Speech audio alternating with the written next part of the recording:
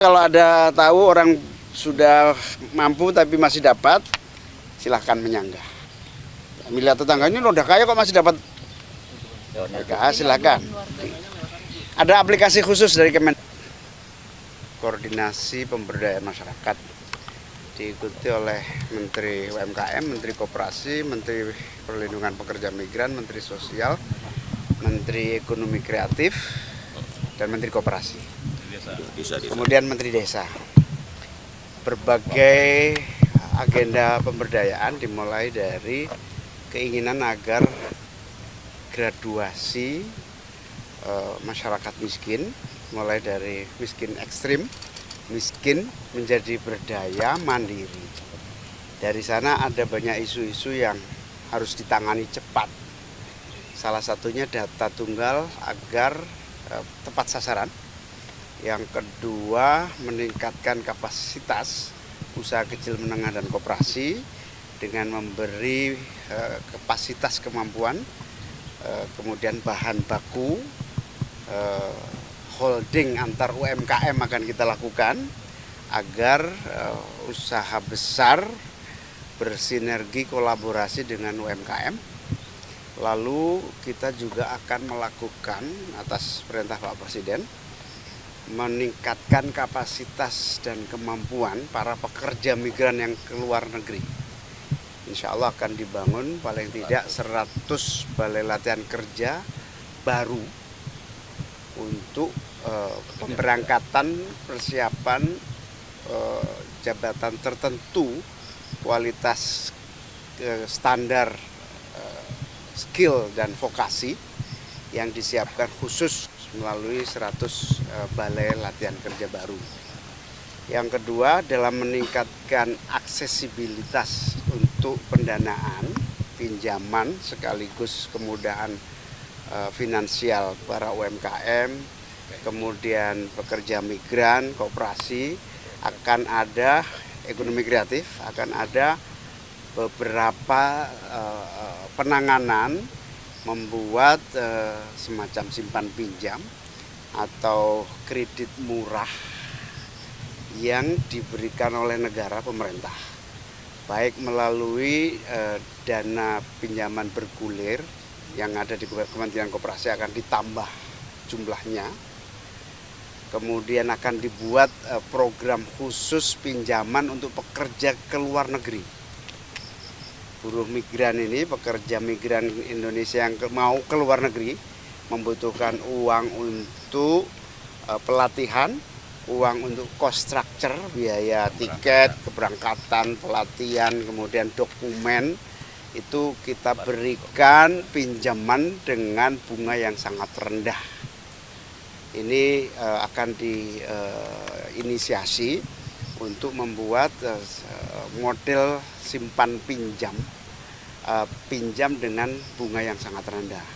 Ini akan kita tindak lanjuti dengan kementerian-kementerian terkait, khususnya Kementerian Keuangan, berbentuk uang pemerintah yang dipinjamkan kepada para pekerja migran, juga kepada UMKM.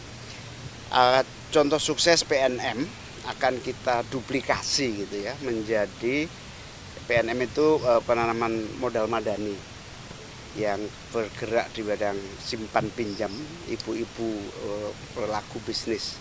Nah, ini akan diduplikasi untuk pekerja migran, duplikasi untuk UMKM, duplikasi untuk koperasi.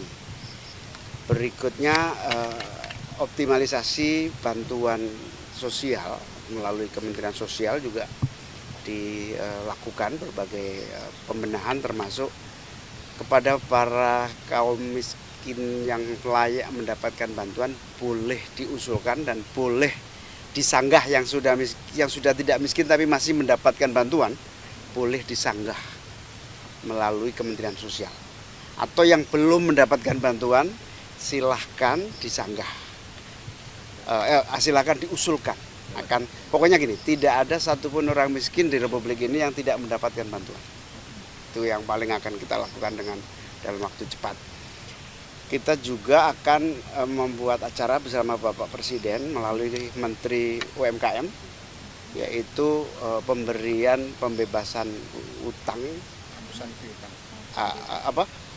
penghapusan piutang sejumlah tahap awal ini 67.000 penghapusan piutang yang akan dilaksanakan langsung oleh Presiden dalam waktu dekat. Saya kira itu poin-poin hasilnya. Intinya pemberdayaan masyarakat itu akan ambil langkah-langkah, termasuk Pak Presiden juga ingin membuat sekolah khusus untuk anak-anak yang tidak mampu tapi masih di bawah naungan orang tua, dibina langsung khusus dalam sekolah rakyat. Pak, tadi simpan pinjam itu nanti bentuknya koperasi atau seperti apa Pak? Kan selama ini juga udah ada KUR ya Pak dari BUMN. Ya, karena KUR, PNM, kemudian lembaga bergulir ada, tambah lagi, kita tambah. Tapi itu Semakin banyak, intinya gini, punya pemerintah. Intinya kita ingin menambah akses permodalan dengan bunga rendah. persiapannya berapa banyak Pak? Berapa triliun mungkin Pak untuk? Ya bisa 20 triliunan total ini. Bentuknya ke dana abadi pendidikan. Dana abadi pendidikan, dana abadi bergulir.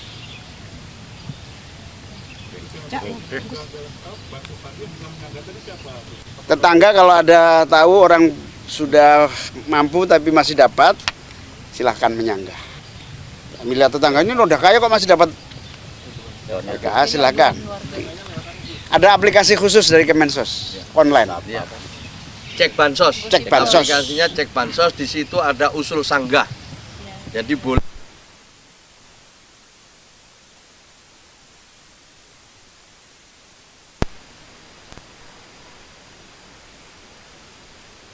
Ya, itu apa aplikasinya namanya? Cek bansos. Cek bansos. Yang belum menyangka siapa Gus? Ya tetangga yang usul. Masyarakat. Publik, Pak. Wartawan lebih-lebih. Terus ini agak kepo dikit, terus selain dari program di dalam tadi kan ada Hotman Paris juga ya, itu boleh Oh beda ruangan. beda agenda atau Beda agenda. Beda tamu. Oh iya, beda Beda pemberdayaan. Mungkin dilibatkan atau apa perannya begitu Gus? Oh enggak ada. Oke. Beda tamu. Kalau untuk yang sekolah ya tadi itu di setiap daerah nanti dibangun. Belum, baru uji coba 3 titik dulu. Di mana itu? Jabodetabek. Itu di bawah Kemensos Itu yang nanti yang sekolah di situ yang diutamakan yang seperti yang tidak mampu. Miskin ekstrim. Sebetulnya diutamakan boardingnya ya, yang paling penting itu, sehingga gizinya tertangani. Dan itu bebas biaya. Iya, kita uji coba.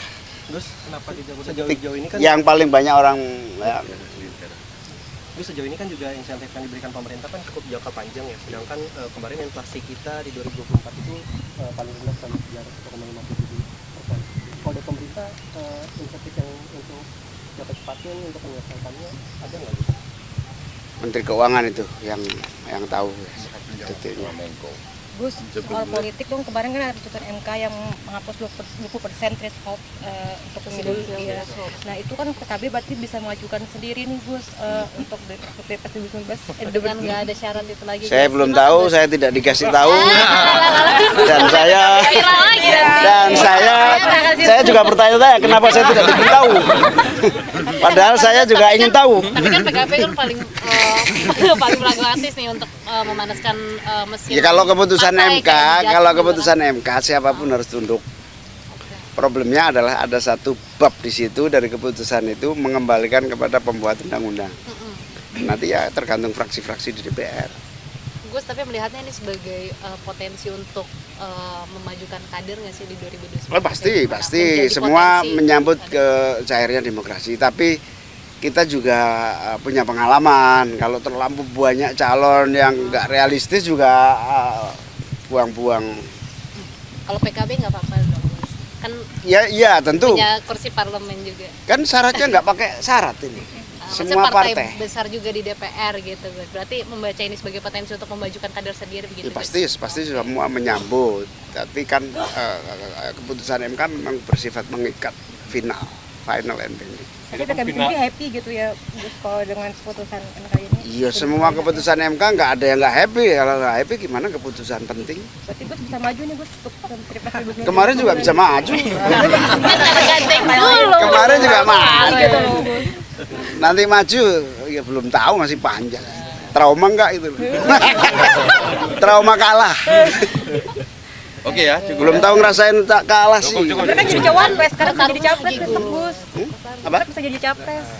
Iya. Wah, masih panjang, masih lama.